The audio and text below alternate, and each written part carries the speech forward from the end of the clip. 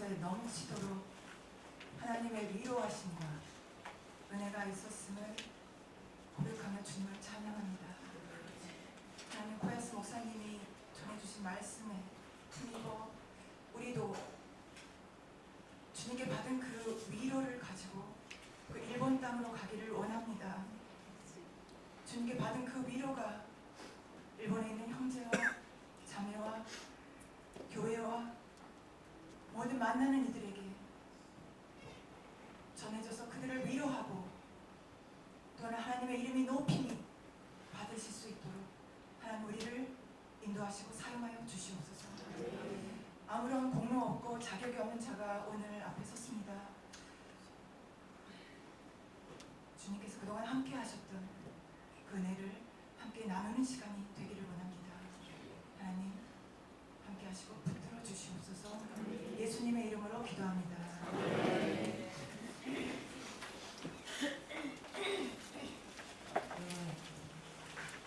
앞서서 집사님과 목사님께서 소개를 해주셨는데요. 간단히 제 소개를 말씀드리겠습니다. 그래서 긴장을 하고 있습니다. 저는 우리 사랑의 교회의 지금 오정희 목사님, 그 선배의 오카노 목사님, 그 목사님들께서 또 교회의 많은 분들께서 일본을 향한 복음 전도와 또 열정을 가지고 많은 일들을 하셨습니다. 그런 가운데 우리 교회에도 일본어 예배부가 있으면 좋겠다. 그런 많은 뜻을 가지셨던 그 집사님들과 원사님들이 계셨습니다. 그래서 처음 우리 예전에 강남 선조에 있었던 아름다운 땅이 있었는데요. 그때 2005년도 1월에 처음으로 일본어로 예배를 드렸습니다. 그게 2005년도였고요. 올해가 일본어 예배부는 20주년을 맞이했습니다. 이제 20살에 이제 청년이 되었고요. 저는 2006년도에 그 우리 일본어 예배부에 처음 왔습니다. 저는 원래 제 모교회는 아닙니다만 우리 사랑의 교회에 와서 19살이 되었습니다. 저는 그동안 그 많은 그 부족하고 또 제멋대로인 부분이 많았는데 우리 일본어 예배부 또한 사랑의 교회 많은 목사님들이 한결같이 사랑해 주시고 또 위로해 주셔서 이렇게 나이를 먹게 되었습니다. 네, 그동안 19년 동안 일본어 예배부를 중심으로 여름과 겨울에 단기 선교를 다녀왔습니다. 아마 목사님께서 제게 이런 귀한 기회를 주신 거는 제가 어떤 전문적인 뭘 가지고 있는 건 아니고요. 다만 함께 동역자들이니까요. 우리가 그 가운데 좀 느꼈던 것들을 좀 함께 나누면 어떨까 하는 그런 생각을 하게 됐습니다. 그래서 여러분 앞에 서게 됐고요. 그 처음에 주신 제목이 일본 단선-TV 알아야 할 10가지라고 하는 약간은 처음에 이제 김한곤 안수집사님께서 가제니까 이제 그 마음대로 바꿔도 된다라고 하셨는데 제가 그 바꿀 생각이었습니다만 기도하던 가운데 그동안 그 단기 선교를 다니면서 좀 느꼈던 것들이 몇 가지가 되는가 해봤더니 20가지, 30가지 막 많은 거예요. 그러면 그 가운데 정말 함께 나누고 싶은 이야기를 10가지만 해야겠다 이렇게 생각을 해서 그 제목을 그대로 말씀드리게 됐습니다. 그런데 아까 우리 코야스 목사님께서 1번부터 10번 이전에 제로를 말씀해 주셨어요.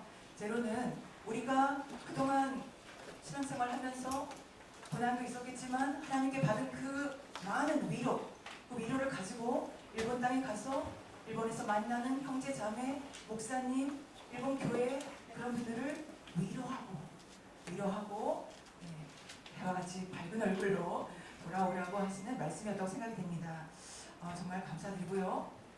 그러면 좀 진행을 하도록 하겠습니다. 책에 주셨던 시간이 55분까지였기 때문에 조금 빨리빨리 하는 부분도 있을 것 같은데요. 제가 한 번 정도 이런 말씀을 드린 적도 있습니다. 여기 지금 우리 코리아와 재팬이 있는데요. 왜 제가 에레미야 말씀을 가지고 왔냐면요. 또 많은 목사님들께서 이 에레미야의 이 29장 말씀을 또 설교도 하시고는 합니다. 근데 사실 이 에레미야가 29장에서 전하는 말씀이 뭐였죠? 그 이스라엘 백성이 바빌론의 포로로 끌려가서 노예 생활을 할 때 아닙니까? 그런데 정말 이 고통스러운 이런 고난 가운데 너희가 이 고통이 끝나고 나면 회복되리라 라고 하는 약속의 말씀을 뒤에 주시는데요. 그게 바로 장장 70년입니다.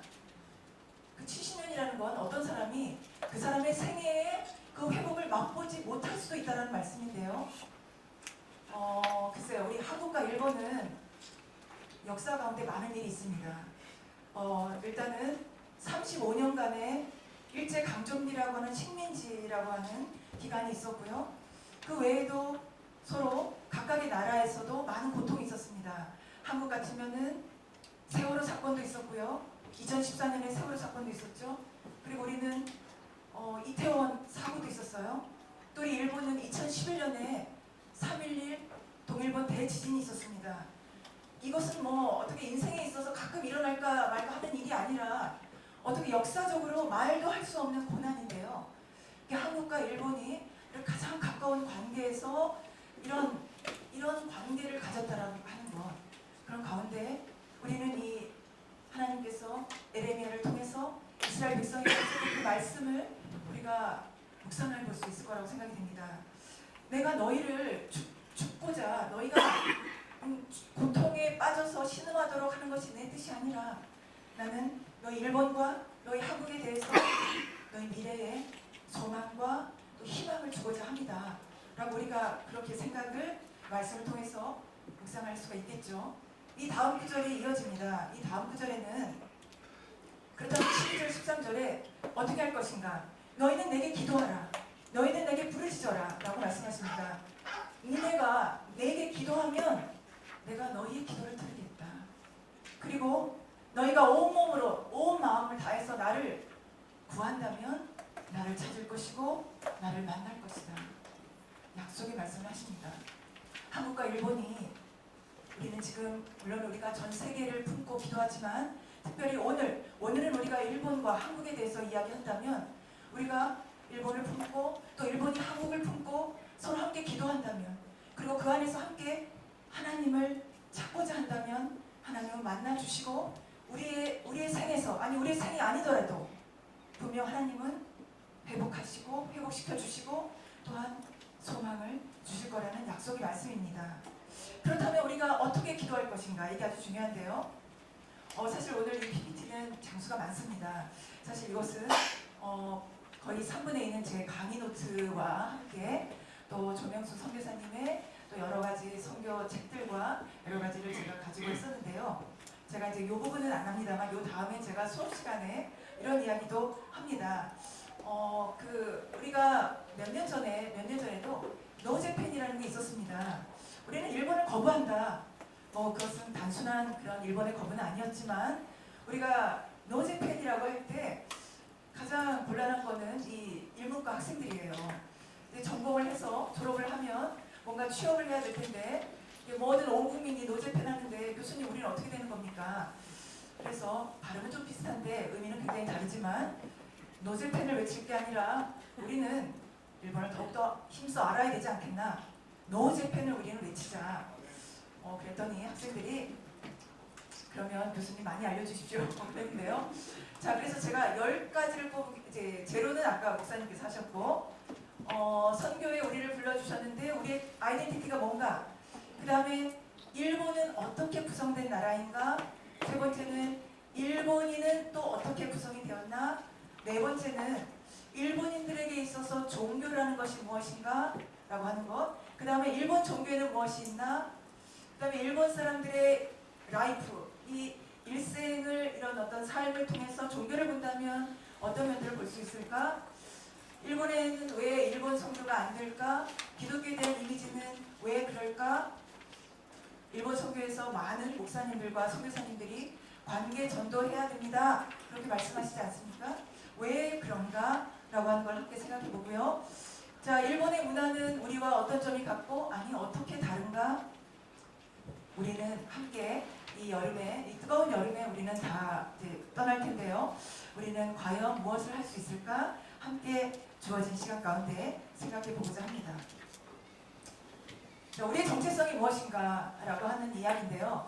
글쎄 우리 정체성은 아마 여기 계신 분들 다 다양하게 뭐 여러 가지가 있을 거라고 생각이 됩니다. 그 프린트는 이따가 이제 일본 성교 일본어 때 하시고 요거는 이제 지금 자료는 없습니다만 별 내용은 아니니까 그냥 보시면 잘 아실 수가 있습니다.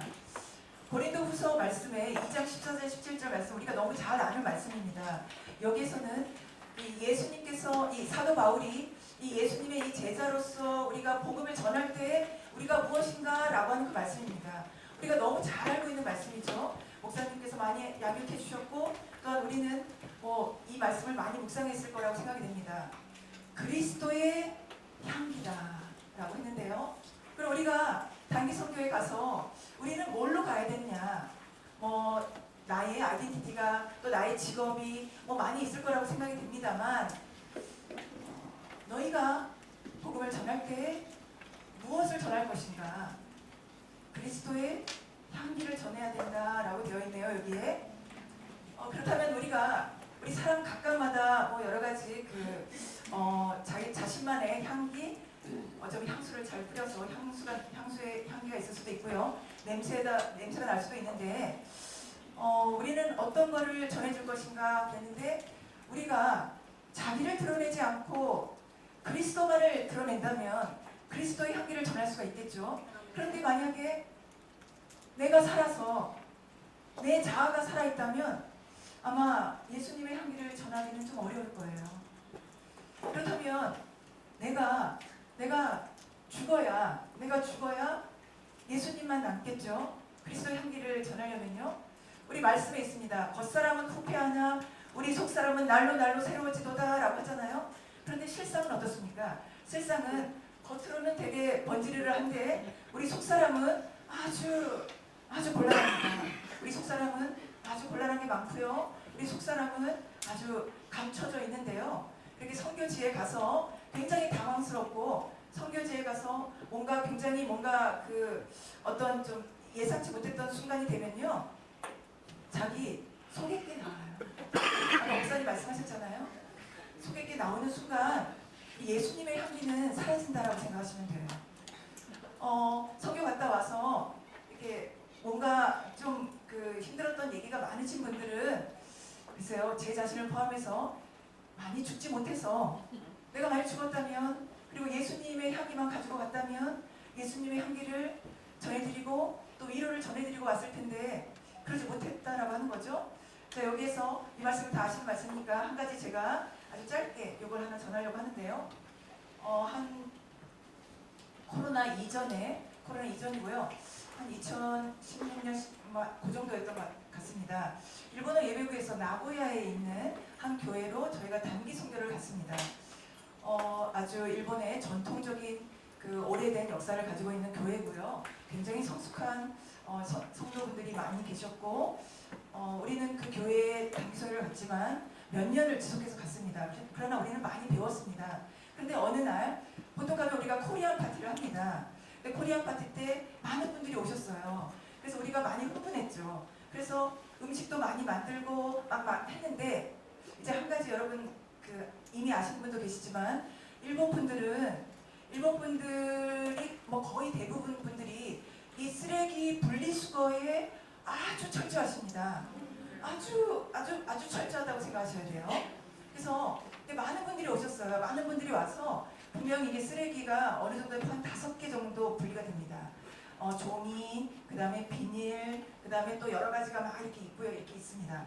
그걸 여러분이 잘 지키시는 게 일단 단기 선교의 첫걸음이라고 생각하시면 됩니다. 그런데 그날 외부에서도 많이 오시고 많은 분들이 많이 와서 너무 흥분해가지고 너무 즐거운 때였어요. 그런데 이제 어떤 분이 이런 얘기를 했어요. 쓰레기가 있는데 그 중에 이제 음식물 쓰레기가 많이 나왔습니다. 또 잡채나 불고기 많이 했기 때문에. 근데 그 음식물 쓰레기 속에 음식물이 아닌 게 많이 들어가 있었어요. 그랬더니 이제 일본의 그 부인회에 계신 그분들이 이제 거기서 어쩔 줄을 몰라 하시는 거예요.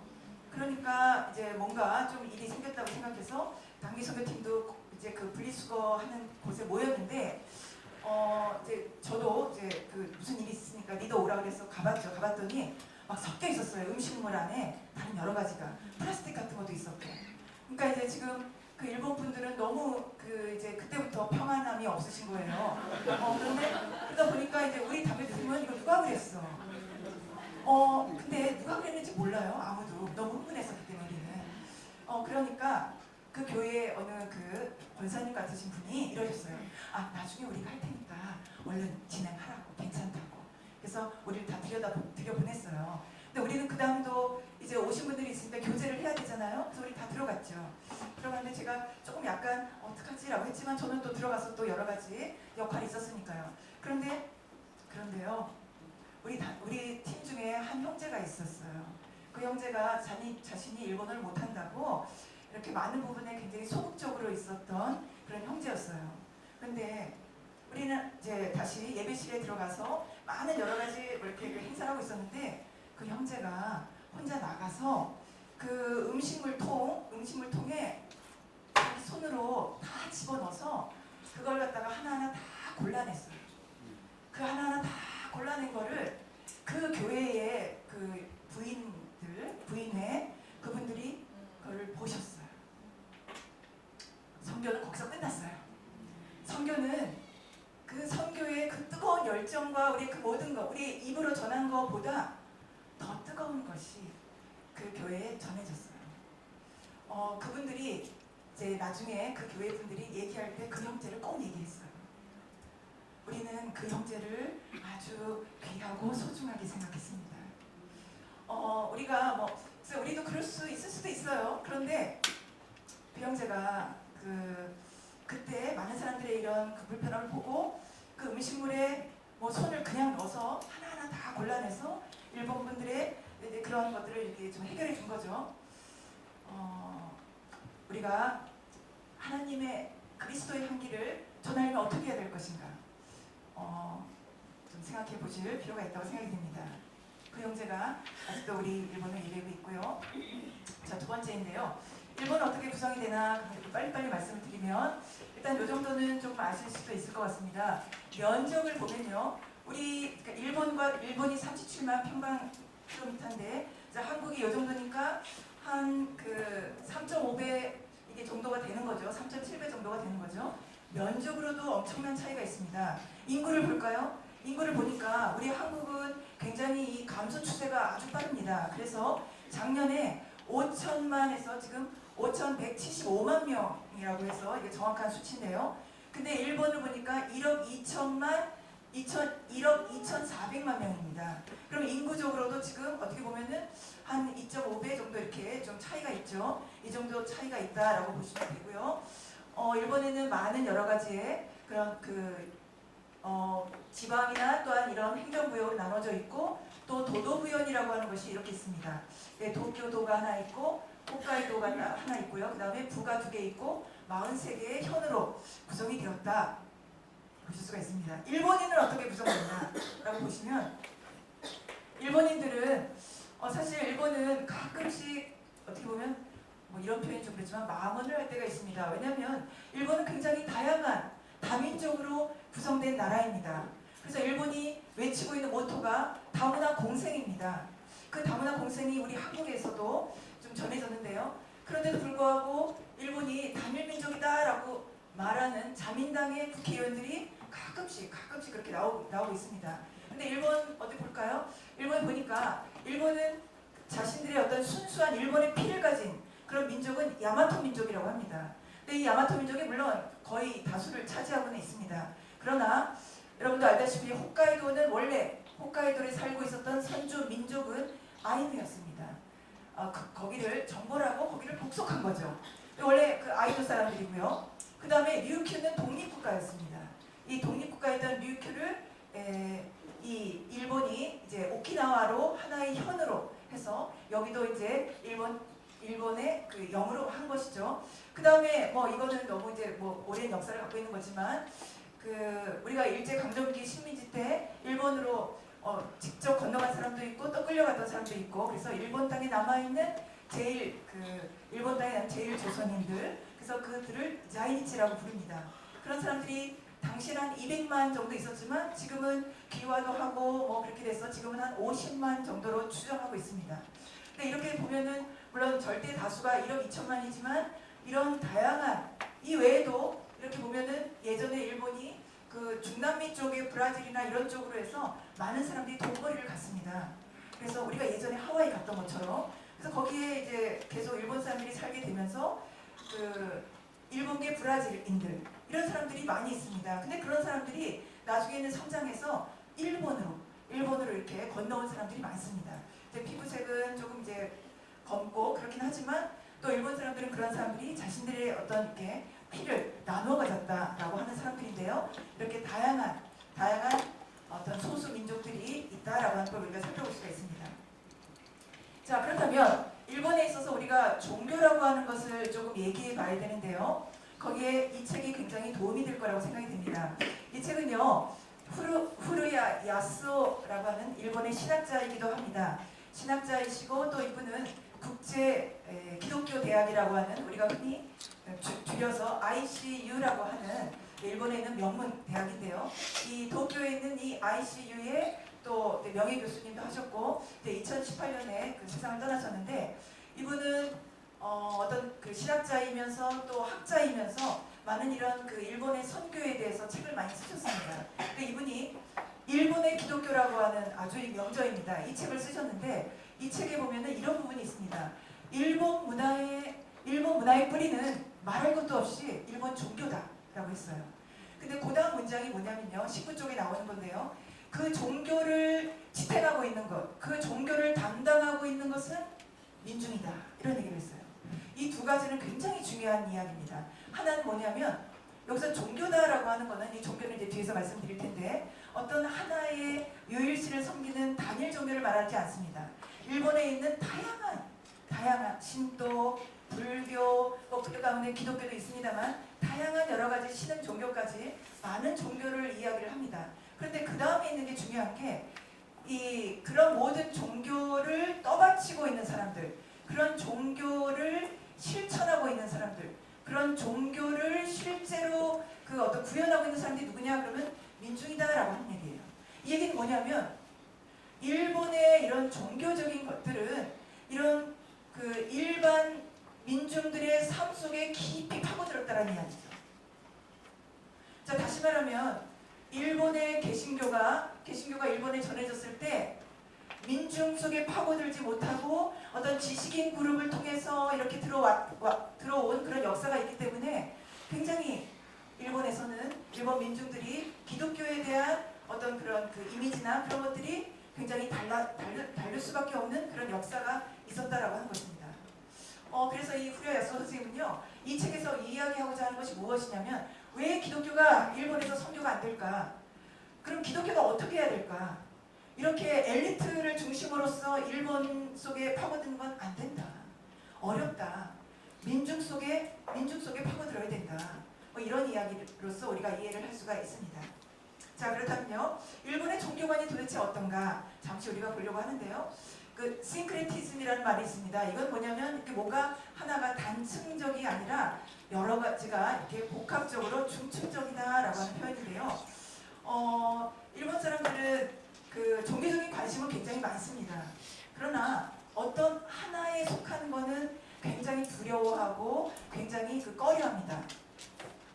그리고요, 본인의 종교가 있을 수도 있지만 자신의 집안이 어떤 걸 믿고 있나라고 하는 것에 거스르기가 힘듭니다.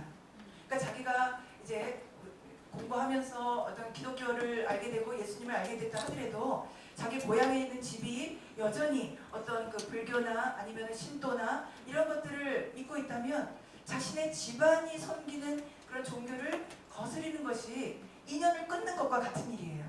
그러니까 아주 힘들다라고 하는 거죠. 자, 그 다음에 아까도 말씀드렸듯이 어떤 하나만 믿는 것이 힘들어요. 하나만 믿는 게. 그러면 다른 신들이 좀 뭔가 나에게 벌을 내리지 않겠어? 그러니까 이 신도 섬기고 저 신도 섬기고 그게 바로 관용이 아니겠어? 기독교는 왜 관용적이지 않지? 왜 예수님만 믿으라고 하는 거지? 이해할 수 없어. 이렇다는 거예요. 자, 이걸 보시면 너무 재미있는 데이터인데요. 자, 여기 보면은 일본의 종교 법인 수가 나와 있습니다. 그러면 17만 개가 있다라고 하는데요. 아까 여러분 일본의 인구가 몇 개라 얼마라고 했죠? 그죠? 1억 2천만이죠. 너무 스마트하신데요. 네, 우리 학생들은 잘 대답을 안 했어요. 네. 근데요, 여기 지금 총 신자수가 뭐죠? 이게 지금 1억 7천만이 넘어요. 이 얘기는 이게 도대체 어떻게 되는 건가? 이제 대충 아마 감이 잡히실 텐데요. 뭐냐면 아니 그리고 종교가 없는 사람도 있잖아요. 그러니까 이게 뭐냐면 그야말로 싱크레티즘이죠. 한 사람이 나는 신도이기도 하지만 나는 불교기도 해. 그리고 나는 결혼식은 채플에서 하고 싶어. 뭐 이런 거죠. 그러니까 굉장히 일본 사람들은 굉장히 종교에 대해서 아주 관용이 있다. 우리가 그렇게 볼 수 있을까요? 자, 그럼 일본 종교에 무엇이 있나라고 볼 텐데요. 자, 이렇게 보니까 일본의 신도라고 하는 게 있습니다. 이거는 신도는 뭐냐면요. 일본의 모든 만물, 사람 다 포함해서 모든 만물에는 영이 깃들어져 있다라고 하는 거예요. 근데 모든 만물에는 사물도 다 들어갑니다. 모든 사물에는 다 이렇게 영이 깃들어져 있어서 그것을 잘 모시고 거기에 잘 어떤 숭배를 해야 된다라고 하는 것이죠. 어떻게 보면은 그 애니미즘적이다라고 할 수가 있습니다. 이런 애니미즘적인 종교의 이런 사고 방식이 그 일본 고대로부터 계속적으로 이어오고 있다라고 보실 수가 있습니다. 이것이 근대 국가가 생길 때에 이 일본은 뭔가 그 이 전 근대에서 근대로 넘어갈 때에 근대 국가가 되기 위해서는 서구의 문물을 받아들여야 되는 서구 열강이 저렇게 강대국이 된 거에는 어떤 이유가 있었나라고 해서 당시에 엘리트들을 서구에 다 보냈습니다. 보냈더니 그들이 갔다 와서 이렇게 얘기했어요. 서구 열강이 될 수 있었던 이유에는 이제 여러 가지 이유가 있는데 그 중에 하나가 기독교라고 하는 것이 그들의 어떤 중심에 있다라 그런 얘기를 했어요. 그런데 일본은 이 메이지 유신 이후에 이 근대 국가를 세울 때에 자신들이 그 전 시대에 너무나도 이 기독교에 대한 탄압과 이런 압박이 너무나도 심했기 때문에 그거를 거스를 수가 없었죠. 그렇다면 우리가 이 서구의 기독교와 같은 거를 우리도 만들면 되지 않겠나. 그 만든 게 뭐냐면 우리 일본 사람들이 그 스피릿에 원래 갖고 있었던 것, 그 고대로부터 갖고 있었던 이 신도를 국가 신도로 하자라고 했어요. 그러니까 이건 종교 아니다. 일본이란 나라가 그대로 유지되기 위해선 일본이 서구 열강에 먹히지 않고 일본이 뭔가 강대국이 되어서 부국 강병하기 위해서는 우리도 스피릿이 필요한데 그 스피릿은 신도다라고 했어요. 그러니 다른 여러 종교들이 이건 종교가 아니니까 이거를 숭배도 된다라고 얘기를 했던 거죠. 그래서 그때 당시에 이제 일본 기독교 교단에서도 이 신사참배나 이런 것들에 이제 그것을 받아들인 그런 사례가 있습니다. 불교는요, 일본의 불교가 백제를 통해서 전해졌습니다. 그런데 백제를 통해서 불교가 왔는데 일본 사람들은 이 불교 이전에 신도라고 하는 것이 이 사람들의 뭐 거의 DNA로 들어가 있는 거예요. 그러다 보니까 이 불교가 어떻게 정착할 수가 없는 거죠. 그래서 결론적으로 뭐냐? 타협했어요. 타협을 했는데 어떻게 타협했냐면 자 그게 그 유명한 신불수판이라고 하는 겁니다. 자 어떻게 하냐면 자 인간이 이 세상에 태어나서 이 죽을 때까지의 현세는 신도 신사가 책임지세요. 그러면 그 다음 생애가 있으니까 내세는 불교가 책임지세요 라고 하는 거죠. 그래서 일본에서는 불교는 보통 장례식 불교라고 하는데요. 그러면 이 불교는 죽을 때만 필요한 건가? 물론 죽을 때는 일본 사람들이 반드시 스님을 모셔와서 독경을 하거나 이렇게 하는데요. 이제 어떤 뭔가에 있을 때 이제 그런 것들을 이제 빌고 해야 되는 것이기 때문에 이 절이라고 하는 것이 불교가 일본 내에 그대로 조속할 수밖에 없는 것이라는 얘기죠. 그 다음에 이제 기독교라고 하는 것 뒤에서 좀 더 말씀드릴 거예요. 그 다음에 일본에는 신종교라는 게 있습니다. 이 창가학회라고 하는 SGI가 우리 한국에도 있는데요. 이 창가학회라는 것도 있고요. 또는 천리교라는 것도 있고요. 행복의 과학, 입종교 성회, 이렇게 굉장히 이런 게 많습니다. 이런 걸 포기하는 사람들이 굉장히 많습니다. 일본 사람들이 이렇게 많은 종교들을 가지고 있다. 자, 그림을 조금씩 보여드리면요. 신도, 일본 고유의 민속 종교라고 볼 수 있는데요. 많이 보셨죠? 자, 이 토리라고 하는 건데요. 이 빨간 토리를 지나가면 당신은 성스러운 땅으로 들어가는 것입니다. 라고 해서 요거는 뭐냐면은 성과 속을 구분하는 거예요. 그러니까 요 밖은 바뀌고 여기서부터는 이제 신성한 땅으로 들어간다라고 해서 그 신사의 문에 여기 표시가 있습니다. 그래서 전통 결혼식을 이렇게 하기도 하고요. 자, 불교는 아까 뭐라 그랬죠? 조상을 잘 모셔야 되죠. 조상을 잘 못 모시면 뭔가 벌을 내리고 뭔가 저주를 받을 수도 있기 때문에 이런 불교라고 하는 거를 굉장히 그 일본에서는 그 어떤 조상 숭배로서 자리를 잡고 있습니다. 그래서 불교식 장례들이 이제 이렇게 불교 살아서는 어떤 신사를 계속적으로 참배를 했지만 죽을 때는 또 이렇게 불교식으로 하는 것이 일본의 어떤 그 기본적인 그런 제사 방식이다 라고 할 수가 있습니다. 그리고 이렇게 어떤 묘지나 이런 것들이 물론 절에도 있지만 일반 이런 그 지역 안에도 이제 이런 것들을 아마 보실 수가 있으실 텐데요. 자, 여기에도 지금 보시면 보통 집에 이렇게 어떤 하나만 그 설치해 놓은 집도 있고요. 이렇게 그 신도의 신단을 차려놓은 것도 있고, 오른쪽에 보면 불단을 집에다가 이렇게 놓고 아침 저녁으로 이렇게 그 공부를 드리는 그런 걸 볼 수가 있습니다.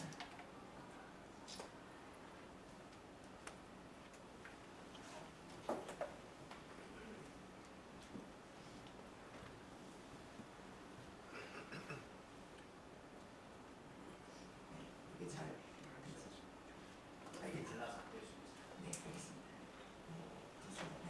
그 다음에는요, 이제 기독교인데요. 기독교에 대해서는 뒤에서도 조금 더 말씀을 드리는데, 요 영상이 최근에 나온 이제 그 신문 기사인데요. 이게 조금 보실 수가 있을 것 같아서. 일본인들은 대개 신사나 사찰을 찾는 경우가 많고, 기독교인은 전체 인구의 1% 수준이었습니다.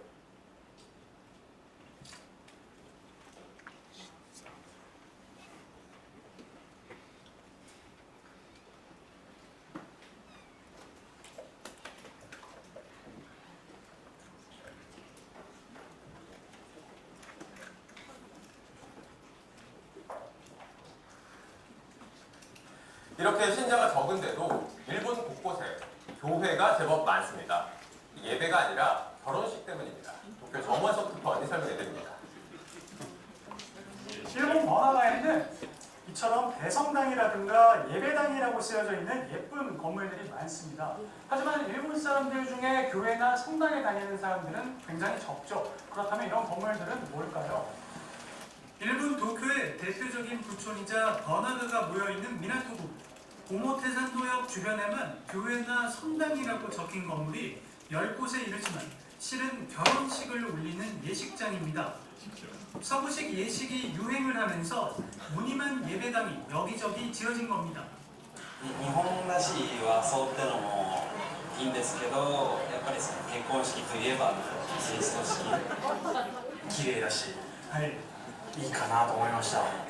無宗教。無宗教だけど結婚はそうですね。不思議ですね。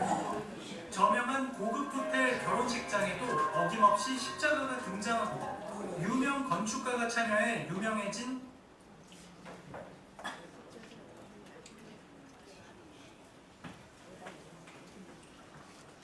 네, 아까도 이렇게 보셨지만 또 가끔은요, 주례하시는 분을 좀 이제 외국 사람을 하면 좋겠다 그러는데 실제로 목사님이 아니신, 신부님이 아니신 분이 영어를 할 수 있는 외국인을 모셔다가 이제 이렇게 주례를 하는 경우도 실제로 많이 있습니다.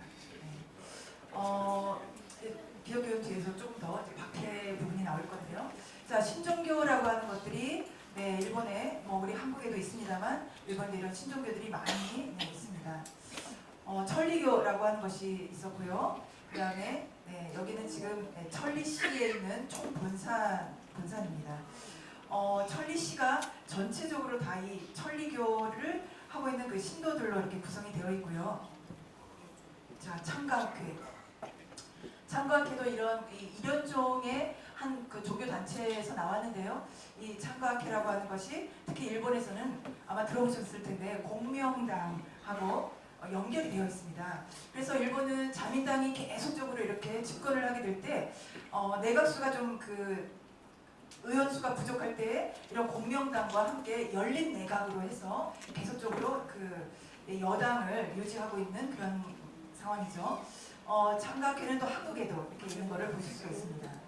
자, 그다음에 이것은 예전에 지하철에 살인 가스를 이렇게 다 퍼뜨려 가지고서 모든 사람들의 그때 치명적인 많은 사고가 있었는데요. 이 오음진리교라고 있었습니다.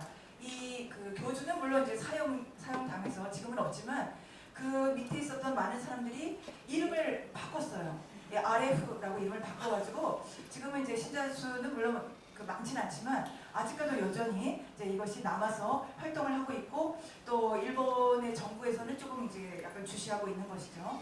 자, 이런 신흥 종교들이 있다라는 걸 보실 수가 있습니다. 이제 6번에 왔는데요. 일본인의 일생을 통해서 그러면 종교가 어떻게 그들의 삶 속에 깊이 있게 들어가 있나 한번 보실까요? 자, 이렇게 쭉 보시면은 태어날 때부터 태어났을 때 이제 한 달 안에 우리 아이가 태어나게 해주셔서 감사합니다. 신에게 감사를 드리죠. 신도예요.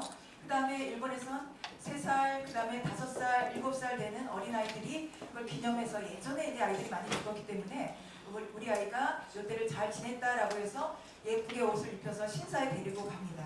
근데 그런 것들 신도예요. 그 다음에 또 이제 중학교 가고 고등학교 가고 대학교 갈 때 뭔가 우리 아이가 잘 합격하게 해주세요라고 해서 또 신사에 가서 또 오마모리 사가지고 또 이렇게 막 빌겠죠. 결혼식은 뭐 다양하겠죠. 그 결혼식은 신도로도 할 수 있고 불교로도 할 수 있고 종교가 없어도 채플에 가서 할 수가 있고요. 또 우리 아이를 잘 낳게 해주세요. 신도. 또 그 다음에 이 나이가 되면은 어떤 애군을 떨쳐야 된다라고 해서 이런 것도 하고요. 그러나 임종을 맞이해서는 불교로 한다 이렇게 나와 있습니다. 자, 1월 1일에 많은 사람들이 믿지 않아도 다 가는 거죠. 이렇게 주변에 있는 또 아주 유명한 이런 신사에 가서 첫 해를 맞이하면서 신에게 이런 예배를 드리는 걸, 참배를 드리는 걸 볼 수가 있습니다. 그 다음에 여기 이렇게 쭉 보시면은 3월 3일에 여자 어린이의 날 같은 이런 것도 다 신도에서 연관이 된 거고요. 그 다음에 5월 5일 남자 어린이의 날이 있고요. 그 다음에 7월 7일 우리 7월 7석이죠. 그때도 이제 이런 것들을 아마 보실 수 있으실 텐데요. 신도와 불교가 이렇게 함께 이제 이런 민중의 삶 속에, 민중의 연례 행사 속에 남아있다는 걸 보실 수가 있습니다. 8월은 이제 일본은 우리는 아직 음력을 쓰고 있지만 일본은 음력을 쓰지 않기 때문에 그대로 양력 날짜로 하는 거거든요. 8월 15일 해가지고 이때 우리 이제 추석 거죠. 그래서 이때 오봉이라고 하는데 이런 많은 여러 가지 행사가 있습니다. 이건 불교이고요.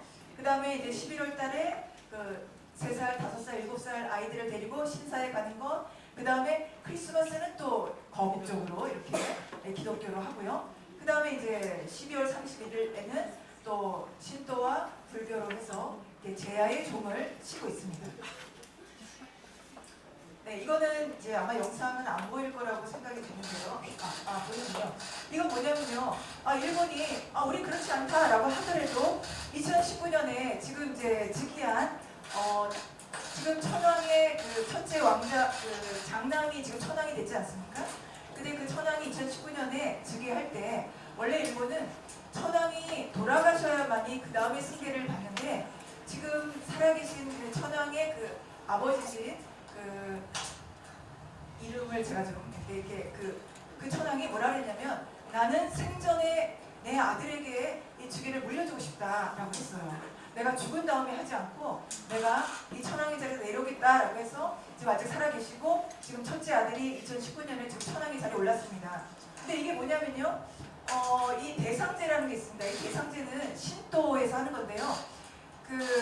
매해의 어떤 축복을 어떤 이런 오복이라든가 아니면 이런 신에게 감사를 드리는 건데 새로운 천황이 등극하게 되면서 이걸 갖다가 이제 국가에서 천황의 자격으로 이것을 이제 거행했다라고 하는 건데요. 이게 보시면은 여기 나오죠. 260억 원 여기에 이제 됐다라는 얘기죠. 그러니까 이토록 해서 이게 아마 1박에 한 3일 정도 이렇게 되는데 이런 거에 대해서 많은 일본 사람들이 이게 지금 제정신이냐 라고 해서 이런 것들을 갖다가 다 없애라. 천황 폐왕제 없애라 이렇게 하는 사람들도 있습니다만 여전히 이런 걸 하고 있다라고 하는 건 일본이 어떤 이 지금 현재 천황이 가장 맨 위에 있는 그럼 이 천황이 어디가 맨 위인가라고 한다면은 물론 지금은 그 이제 상징제 천황이긴 합니다만 맨 위에는 태양신인 아마테라스 오미카미라고 하는 태양신과 연결된 거라고 하는 그것이 그대로 남아있다라고 하는 거예요. 물론 이것이 일본의 고유한 것이다라고 하지만 우리가 일본을 이해할 때 이런 것도 우리가 살펴볼 필요가 있습니다. 자, 그렇다면 일본에서 이 기독교에 대한 이미지는 무엇인가, 일본 종교는 왜 어려울까라고 하는 것이 아까 앞서서도 조금 말씀을 드렸습니다. 자, 여기서 보면요, 일본에 있는 기독교 수가 우리가 1%가 안 된다라는 말을 많이 하고 있지 않습니까? 여기는 지금 2018년 데이터인데요. 제가 2022년 데이터를 봤는데도 거의 똑같습니다. 아직까지도 이렇게 밑에 보시면은 캐톨릭과 정교회와 개신교에서 개신교는 0.4%. 그래서 다 합쳐도 0.8%, 1%가 안 된다라고 하는 것이죠.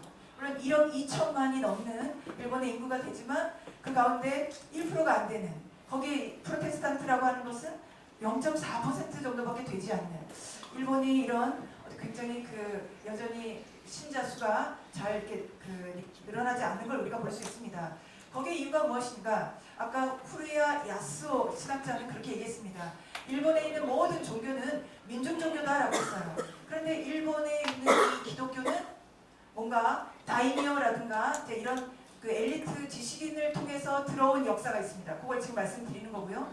그 역사이기 때문에 이 기독교는 서양의 종교고 기독교는 민중의 종교가 아니라고 생각을 한 거고 굉장히 그들이 민중 속에 파고드는 것이 굉장히 힘들었다라고 하는 것과 또 하나는 그런 어떤 이 기독교 세력이 점점 커지면서 다른 그 지역에 있는 군주라고 할 수 있는 이런 다이묘들의 세력이 커지는 것을 두려워해서 이제 탄압을 하게 됩니다. 아주 끔찍한 탄압의 역사가 있었어요. 그것도 200년 가까이. 그러니까 그런 탄압의 역사가 그들에게 저주와 같이 생각되는 부분도 있습니다. 자, 여기 보시면요. 기독교 역사를 짧게 보시면은 사실 일본은 캐톨릭이 우리 한국과 중국과 조선 이렇게 봤을 때 가장 먼저 들어온 나라입니다. 대단합니다. 일본에 가장 먼저 복음이 들어갔어요. 일본에 가장 먼저 복음이 들어갔고 사실은 조선의 개신교는 제일 나중에 들어갔습니다.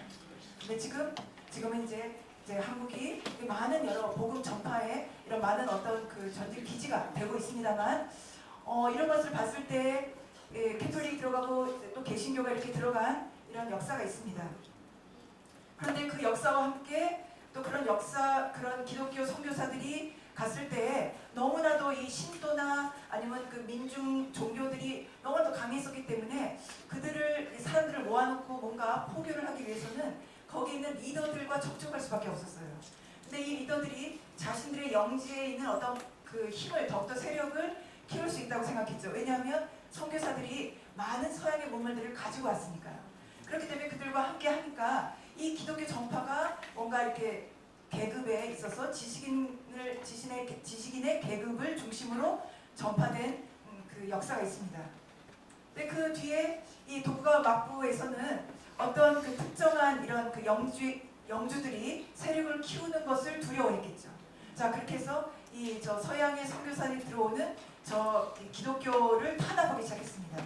1614년에 기독교 금지령이 내려졌고요. 그 다음에 1639년에는 일본이 쇄국에 들어갑니다. 그 다음에 1873년에 겨우 이 기독교 금지가 철폐됩니다. 이 철폐되는 것도 서양에서 그 일본을 향해서 많은 여러 가지 탄원서가 왔어요. 너희 일본은 야만이다. 어떻게 저렇게 많은 선교사들 저렇게 끔찍하게 죽일 수가 있느냐. 그래서 어쩔 수 없이 철폐를 하게 되는데요. 200년 가까이 일본의 탄압의 역사가 있습니다. 탄압의 역사는 아마 많이 들어보셨을 텐데요. 그 탄압에 보시면은 이렇게 그 당시 에도 시대에 많은 여러 가지 절이라든가 이런 데에 모든 사람들은 거기에 등록을 하게 됐었고요. 등록되지 않은 사람들은 이제 그 지역에서 굉장히 뭔가 어떻게 보면 이지매를 당할 수밖에 없게 되는 그런 공동체를 하게 되는 것이죠. 그리고 잘 아시는 것처럼 이렇게 예수님과 그 다음에 이런 마리아 이런 것들이 이렇게 새겨져 있는 이 판을 밟고 침을 뱉고 지나가게 하는, 만약 그러지 못하면은 그대로 그대로 죽임을 당하는 아주 참혹한 그런 고문을 당하는 그런 후미에라고 하는 이런 그 탄압의 역사가 있습니다. 이런 모든 탄압의 역사들이 많은 그 증거물로서 나와 있는데 그 가운데 아마 많이들 아실 텐데요. 일본의 유명한 기독교 작가입니다. 엔도 슈사쿠인데요. 그 사람이 쓴 이 많은 여러 가지 작품 가운데 침묵이라고 하는 게 있습니다. 이 침묵이라고 하는 작품에는 이건 사실 실제로 있었던 일을 가지고 물론 조금은 이제 각색한 부분이 있습니다만 실제로 있었던 그 실화를 가지고 했습니다. 여기 보면은 많은 선교사들이 일본에 가서 이제 많은 포교를 하고 많은 사람들이 예수님을 믿었습니다. 주님으로 고백하고 받아들였는데요. 그 당시에 있었던 많은 이 막부에 있는 많은 사람들이 그런 사람들을 색출해내서 이제 기독교인이다라고 하면은 그들에게 모진 고문을 가하게 됐습니다. 근데 그때 이 선교사님들한테 배교하라라고 했는데 배교하지 않겠죠. 그런데 어떤 식으로 했냐면 네가 세례줘서 기독교인으로 된 그 다른 민중 일본 사람들 그런 사람들을 그 신부님이 보는 앞에서 아주 잔인하게 고문하고 죽였습니다. 그래서 어쩔 수 없이 자기가 혼자 배교하면 저 사람들 살릴 수 있다라고 하니까 그 신부님이 배교하거든요. 근데 그 배교할 때 어떤 기분이었겠는가? 근데 그 배교할 때 그 신부가 기도합니다. 왜 하나님 왜 침묵하십니까? 왜 이 상황에 이 고통 가운데 왜 침묵하십니까? 라고 기도를 합니다. 그런데 드디어 하나님께서 마음에 이렇게 말씀하십니다. 괜찮다. 밟아라. 저 판을 밟아도 좋다. 나는 너희에게 밟히기 위해 존재한다. 네가 저들을 살리기 위해서 밟는다면 밟는 너의 발이 얼마나 아플 것인가. 그 아픔만으로도 나는 충분하다라는 이게 하이라이트입니다. 이 책에 많은 분들이 이 책이 왜 하나님이 침묵했나 이게 아니고요. 그 침묵 가운데 그 민족을 향한 그 사랑 그리고 진정한 하나님과의 관계 속에서 우리가 어떻게 나아가야 할까 그거를 보여주고 있는 책입니다. 침묵하시는 하나님을 말하는 게 아니고요. 이거 지금 이제 아마 시간상 우리가 한 5분 정도가 남아 있는데요. 자, 아마 기회가 되시면 책도 읽으시고 또한 이 영화도 보시면은 많은 도움이 되실 거라고 생각이 듭니다. 됐지만 그 다음에 이 개신교 운동을 보면요.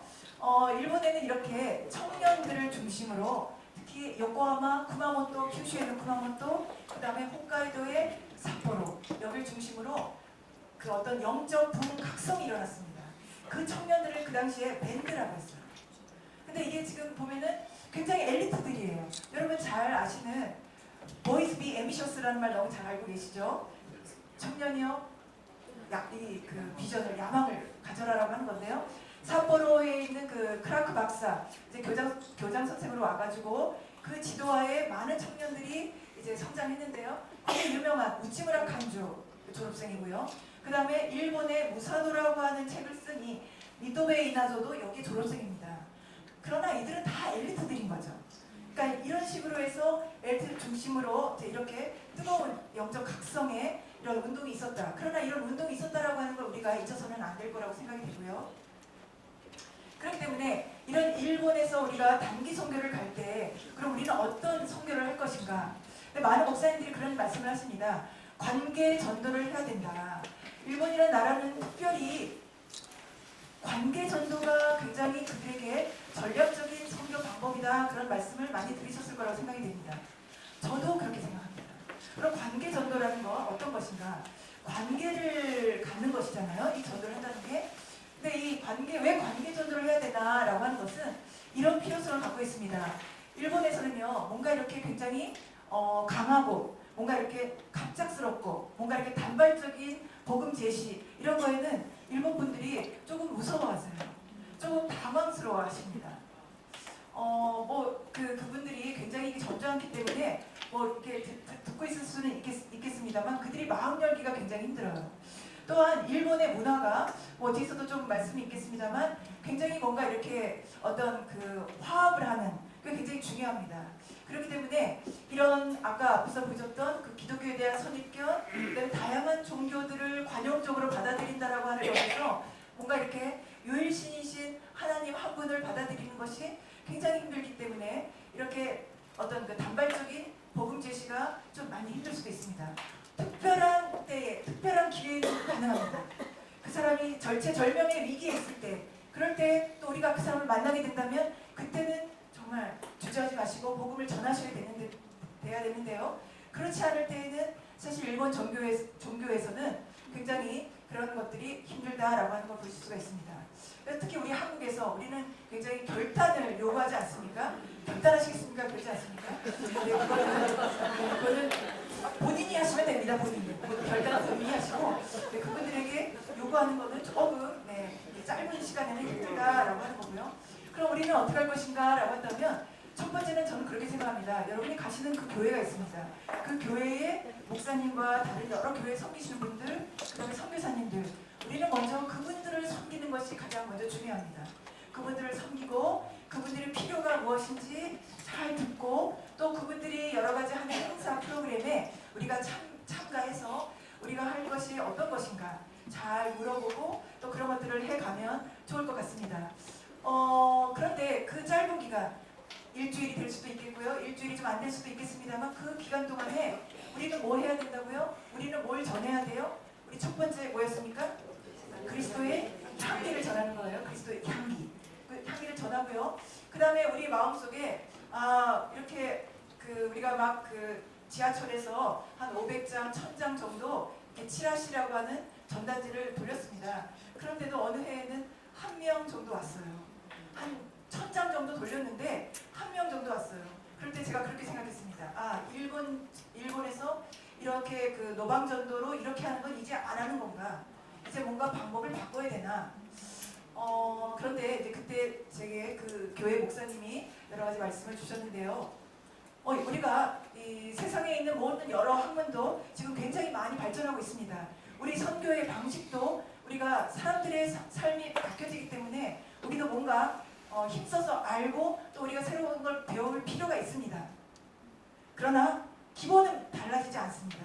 기본은 우리가 인내를 가지고 그들을 사랑하고 그들을 섬기고 그들을 위해서 이렇게 인내심을 가지고 계속적으로 지속적으로 하는 것은 굉장히 필요하다고 볼 수가 있습니다. 그래서 만약에 그들이 어떤 기독교에 대해서 조금 관심을 보일 때 그때는 하나님이 주신 때라고 생각하시면 됩니다. 그럼 그때 그분과 함께 여러분이 갖고 계신 매력을 총동원해서 하시면 좋을 것 같습니다.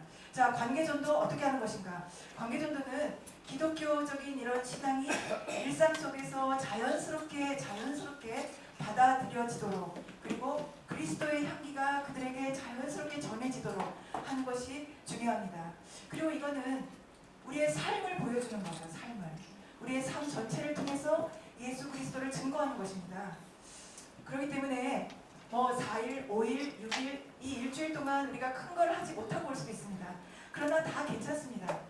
왜냐하면 하나님께서 보내시는 거고 하나님께서 만나게 하시는 사람 만나고 하나님께서 하라고 하시는 거 순종해서 하고 돌아오면 될 거라고 생각이 됩니다.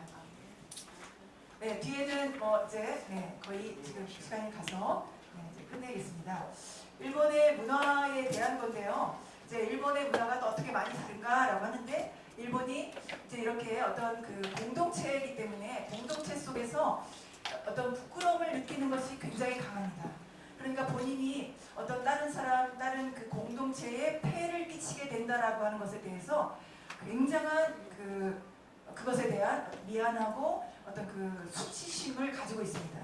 자, 그렇기 때문에 여러분들이 나만 괜찮으면 되지 이런 방식은 절대로 안 된다. 이런 것들을 좀 말씀드릴 수 있겠고요. 일본은 아마 가시면 많이 이제 보시겠지만 일본은 전통적인 것이 그대로 잘 남아져 있는 게 많습니다. 거기다가 또 일본은 서구화된 일본의 또 그런 최첨단의 이런 문화들이 잘 어우러져 있습니다. 그래서 일본은요 21세기의 문화 콘텐츠 강국입니다.